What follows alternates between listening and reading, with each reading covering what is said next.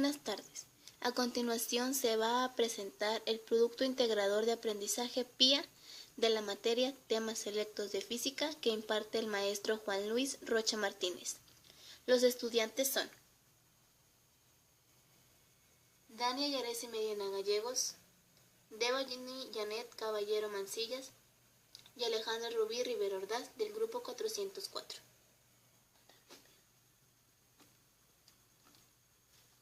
El tema que les voy a presentar es fluidos y los subtemas son redes de distribución de agua en domicilios, redes de distribución de gas en domicilios y los drenajes. GST, Sistema de Abastecimiento por Gravedad sin Tratamiento. Son sistemas donde la fuente de abastecimiento de agua de buena calidad y no requiere tratamiento complementario previo a su distribución. Adicionalmente, no requiere ningún tipo de bombeo para que el agua llegue hasta los usuarios. En estos sistemas, la desinfección no es muy exigente, ya que el agua que ha sido filtrada en los estratos porosos del subsuelo presenta buena calidad bacteriológica. Los sistemas por gravedad sin tratamiento tienen una operación bastante simple. Sin embargo, requieren un mantenimiento mínimo para garantizar el buen funcionamiento.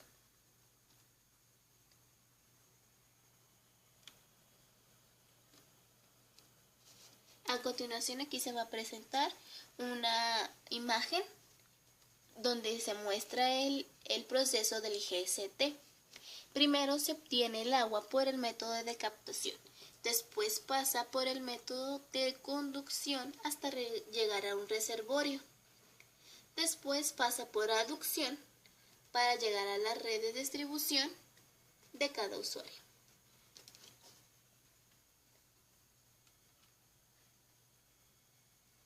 Sistema de Abastecimiento por Gravedad con Tratamiento, GCT. Cuando las fuentes de abastecimiento son aguas superficiales captadas en canales, acequias, ríos, etc., requieren ser clarificadas y desinfectadas antes de su distribución. Cuando no hay necesidad de bombear el agua, los sistemas se denominan por gravedad con tratamiento. Las plantas de tratamiento de agua deben ser diseñadas en función de la calidad física, química y bacteriológica del agua cruda.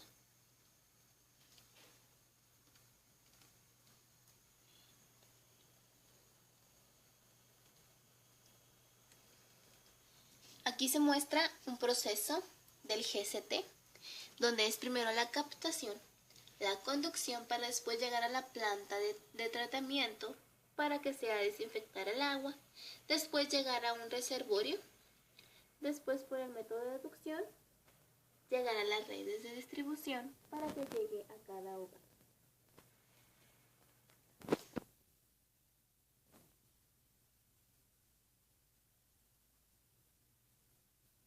BST, Sistema de Abastecimiento por Bombeo sin Tratamiento. Estos sistemas también se abastecen con agua de buena calidad que no requiere tratamiento previo a su consumo. Sin embargo, el agua necesita ser bombeada para ser distribuida al usuario final. Generalmente están constituidos por pozos. Hay un menor riesgo a contraer enfermedades relacionadas con el agua.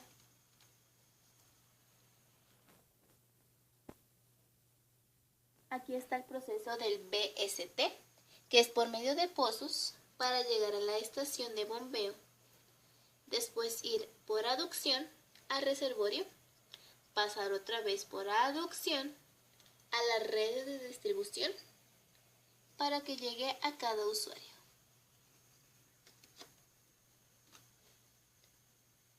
El BCT, Sistema de Abastecimiento por Bombeo con Tratamiento. Los sistemas por bombeo con tratamiento requieren tanto la planta de tratamiento de agua para adecuar las características del agua a los requisitos de potabilidad, como un sistema de bombeo para impulsar el agua hasta el usuario final. Requiere de mayor costo de inversión, de operación y mantenimiento que los sistemas de bombeo sin tratamiento. Muchas veces el servicio es restringido a algunas horas del día para evitar la elevación de la tarifa. Las tarifas del servicio son las más altas en comparación con los diferentes sistemas de abastecimiento de agua. Es un sistema complejo y de poca confiabilidad. Aquí se muestra el proceso del VST y es por medio de la captación para llegar a la planta de tratamiento. Después, por medio de aducción, llegar al reservorio, pasar otra vez por la aducción para llegar a las redes de distribución para que llegue a cada hogar.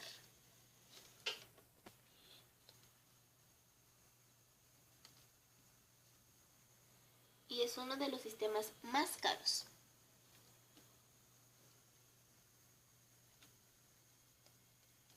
Ahora les voy a hablar del sistema de distribución del gas natural. El gas natural en el domicilio. El servicio de gas natural es suministrado las 24 horas, los 365 días del año. Llega por tuberías directamente hasta su casa con un medidor tal como la luz y el agua.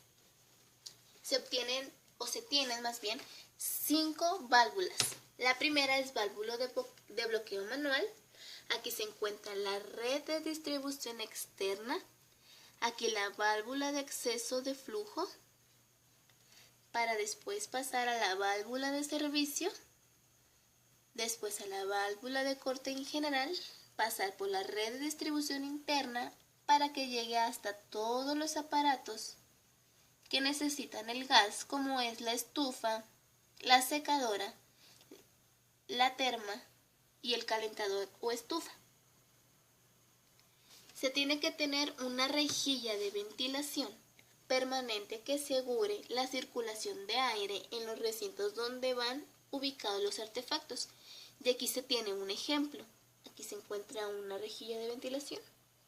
Y al final se tiene la válvula individual de cada artefacto.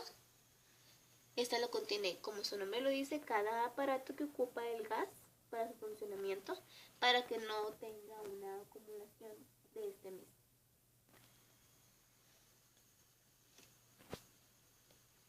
Ahora vamos a hablar del tema drenajes. El tema drenajes, aquí se ve un proceso de cómo llega el agua desde la alcantarilla de la ciudad y se muestra. Después pasa por la tubería de drenaje privada que tiene cada casa, después a la fontanería interior para que entre en nuestros hogares. Aquí se ve una casa. Después aquí en el jardín o en el patio se encuentran los desagües para que el agua salga, la agua acumulada salga y se ponga en el borde de movimiento atrás de la banqueta, o sea en la calle. Y así es como es el proceso del drenaje para nuestras casas.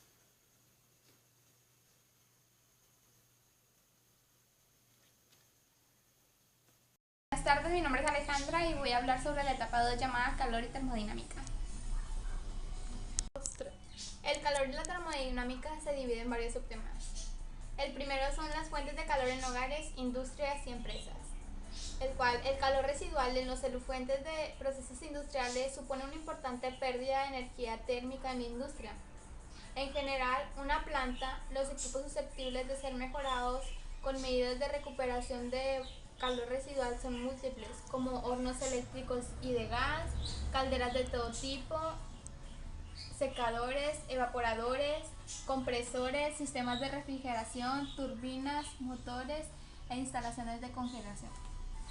El siguiente subtema en el que se divide es la refrigeración ambiental en edificios e instituciones, el cual se realiza el mantenimiento con la revisión de conexiones mecánicas y eléctricas, el sistema de refrigeración del equipo, el impacto ambiental al que se pueda dar y el estado de las piezas de desgaste, el suministro directo de calefacción o refrigeración a través de sistemas urbanos de calefacción y refrigeración en los edificios puede ser tenido también en consideración.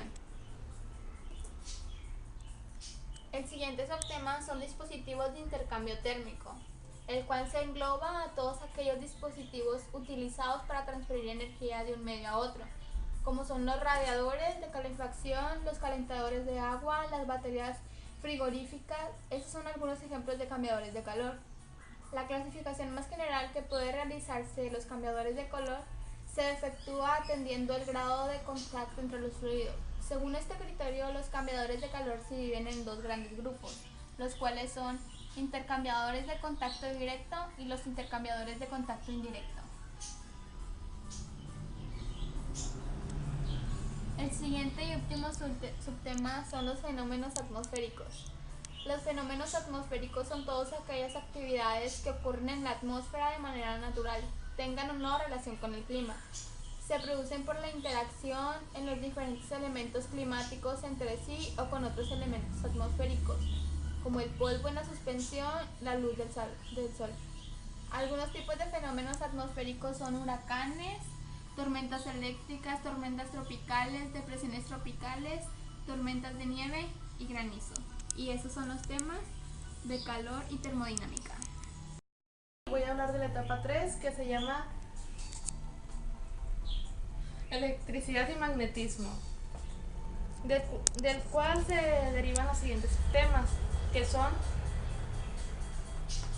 generación de energía eléctrica, fuentes de energía eléctrica, generación de campos magnéticos en tendidos eléctricos y por último tenemos circuitos eléctricos domésticos. Hola, hoy vamos a contarles de dónde proviene la energía eléctrica y cómo llega a sus hogares. La electricidad que usamos diariamente es generada en las centrales eléctricas, luego es transportada a través de líneas de transmisión y finalmente se distribuye a cada uno de ustedes. Les quiero explicar. Obtenemos electricidad manipulando distintos elementos como el agua, el gas natural, el carbón, el petróleo, el calor del sol, el viento, entre muchas otras fuentes. La clave está en hacer mover algo. En este caso, una turbina que gira y a su vez hace girar un generador que convierte la energía del movimiento en electricidad con el uso de imanes y circuitos. En nuestras centrales hidroeléctricas utilizamos el agua de los ríos y lagos que almacenan en represas y las hacemos fluir y a través de una tubería que empuja las paredes de la turbina, haciéndola girar. También podemos mover la turbina utilizando la fuerza del viento. Producir energía de esta forma es limpia y renovable, pues el agua y el viento no se agotan ni se contaminan al usarlos. La turbina también puede girar cuando le disparamos vapor a toda presión. Eso es justamente lo que pasa en las centrales térmicas. El vapor se consigue cuando se calienta agua a altas temperaturas, para lo que se pueden usar diferentes combustibles como gas natural, carbón, petróleo o fuentes renovables, como la biomasa o el calor de la tierra. De esta misma forma funciona una central nuclear, sobre que para calentar el agua se utiliza el calor que produce la reacción de sustancias radioactivas. Otra forma de generar electricidad puede ser capturando la energía del sol en placas con sustancias que pueden producir directamente la corriente eléctrica mediante un efecto especial llamado fotovoltaico. No importa cómo se genere, la energía eléctrica es conducida por cables desde los generadores hacia los transformadores, los cuales aumentan o disminuyen la tensión eléctrica. Desde allí empieza su largo recorrido, viajando por gruesos cables que se sostienen en torres muy altas. Estas líneas de transmisión están interconectadas con otras centrales eléctricas, creando una red llamada sistema interconectado. Antes de llegar a ustedes, la energía debe entrar a otros transformadores para reducir su fuerza porque el voltaje que trae aún sigue siendo muy alto. Y así es como la energía que generamos alimenta esta pantalla y los aparatos que hoy usamos para vivir. El último subtema es circuitos eléctricos domésticos. Un circuito eléctrico es un conjunto de elementos que unidos de forma adecuada permiten el paso de electrones. En la siguiente diapositiva tenemos, por ejemplo, algunos de los aparatos que podemos utilizar como circuito en nuestro hogar.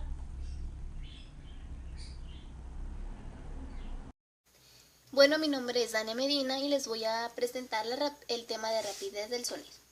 El sonido, como otros tipos de ondas, tiene una velocidad diferente de acuerdo al medio a través del cual se propagan. En los sólidos son de 6.400 metros sobre segundo, en los líquidos de 1.600 metros sobre segundo y en los gases de 340 metros sobre segundo. La velocidad de propagación es mayor en los sólidos que en los líquidos y a su vez es mayor en los líquidos que en los gases. Esto se debe a que las moléculas de los sólidos se encuentran más juntas que en los líquidos y más cerca aún que en los gases.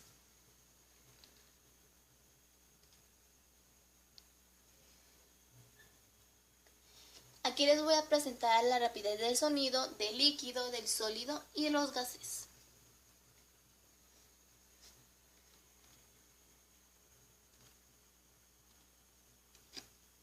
La velocidad del sólido en el agua es de interés para realizar mapas al fondo del océano. En agua salada, el sonido viaja aproximadamente 1500 metros sobre segundo y en agua dulce 1435 metros sobre segundo. Esas velocidades varían principalmente según la presión, temperatura y salinidad. Bueno, aquí se muestra un ejemplo de un barco que produce ondas de sonido que chocan en las rocas que están al fondo del mar y por consiguiente producen un sonido. En los gases se muestra un ejemplo claro de cuando una persona tiene una conversación con otra. Puede ser a mayores distancias o a menores distancias. El sonido se va a transferir por medio del gas, o sea, del aire. Y en los sólidos. El sonido también se transmite en los sólidos. Esto se muestra un medio de cómo se transfiere el sonido por medio de los sólidos. Esto lo puedes comprobar en tu casa si haces con una cuerda y unos vasos de plástico. Puedes fabricar un teléfono como en el de este dibujo y así vas a comprobar que el sonido sí se puede transferir por medio de este método que es de los sólidos. Aquí les muestro una tabla donde está el estado gaseoso, líquido y sólido. En medio del gaseoso está el aire, el hidrógeno, el oxígeno y el helio. El aire se propaga a 340 metros sobre segundo. El hidrógeno a 1286 metros sobre segundo. El oxígeno a 0 grados centígrados a 317 metros sobre segundo. Y el helio a 0 grados se propaga con una velocidad de 972 metros sobre segundo.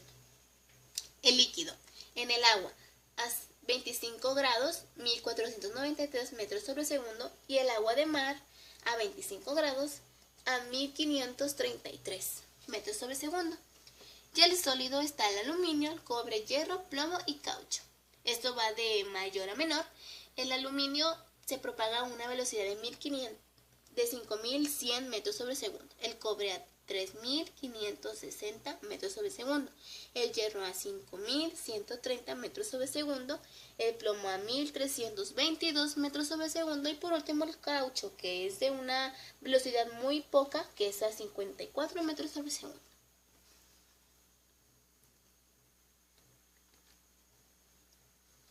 Ahora les voy a presentar la medida de la intensidad del sonido. Los sonidos más graves tendrán ondas sonoras más alargadas, una frecuencia más baja, mientras que los sonidos más agudos serán representados por ondas de sonido más cortas, una frecuencia más alta y por lo tanto más hertz. Aquí les muestro una tabla de intensidad del sonido que va de los 140 decibeles, que es un umbral del dolor, a los 0 decibeles, que es un umbral de la audición. 8 horas al día con esta intensidad causa daños en los oídos. Los sonidos más graves tendrán ondas sonoras más alargadas. Aquí se muestra un ejemplo del sonido mayor y del sonido suave. En el sonido fuerte se tiene una mayor amplitud de las ondas, por lo cual son un poco más definidas, y en el sonido suave es una mayor amplitud de las ondas, por lo cual son un poco más cortas. Y aquí se muestra cada una de las ondas de amplitud del sonido intenso y del sonido débil.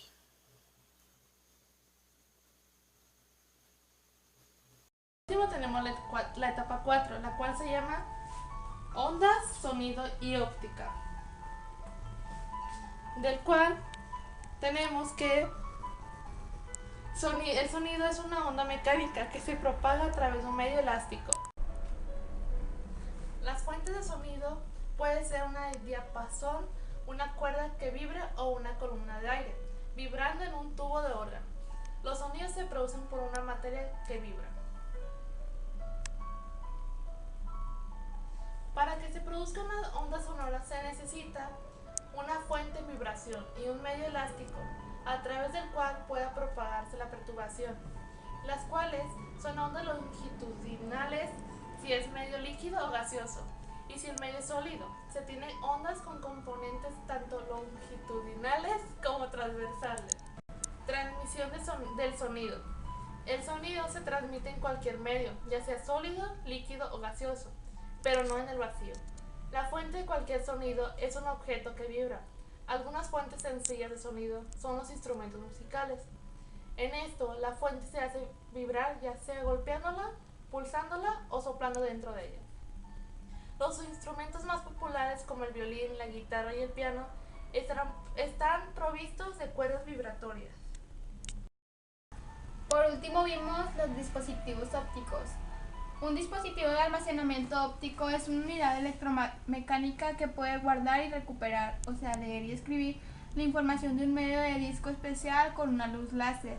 Las unidades ópticas están diseñadas para trabajar con varios tipos de medios como CD, DVD y los discos Blu-ray, los cuales son como los que utilizamos hoy en día para guardar nuestras tareas o ver películas y etc.